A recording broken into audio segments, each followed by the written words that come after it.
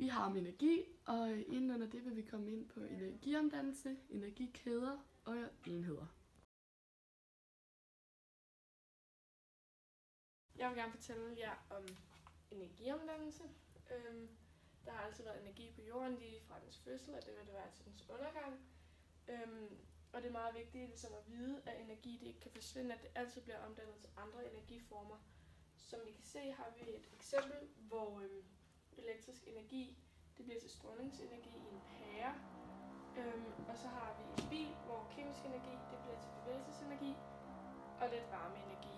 Og det er ligesom et eksempel på, at energiformerne de sådan ændres, men at der ikke går noget tabt.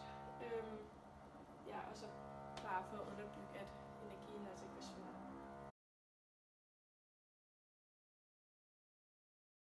Ja, jeg vil så forklare om energikæder. Og så hver gang man har en energiomsætning, så har man også en energimodtager og en energikilde. Og for et overblik over energiomsætningerne, så laver man det, der hedder en energikæde. Der er et eksempel med på her. Det vil sige, at vi starter ved den kemiske energi i et batteri, og så går den videre som elektrisk energi i ledningerne, og så op i glødende i pæren til termisk, og så ud som strålingsenergi. Og så skriver man det op sådan her, det vil sige først kemisk, så elektrisk, så termisk og så strålingsenergi.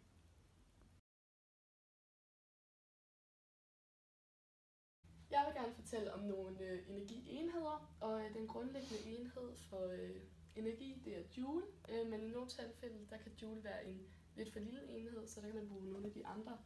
Der er f.eks. kilojoule, megajoule, gigajoule, terajoule og petajoule. En anden enhed er kilowattimer, og den bruger man til at måle elektrisk energi, og 1 kilowatt-time svarer til 3,6 megajoule. Den sidste energienhed, jeg vil fortælle om, det er kalorier, og kalorier det finder man i mad, og mad det giver os energi, og 1 kalorie svarer til 4,18 joule. Ja. Det var så alt for i dag, og vi håber, at I har styr på det hele nu, og kan huske det hele. Vi ses.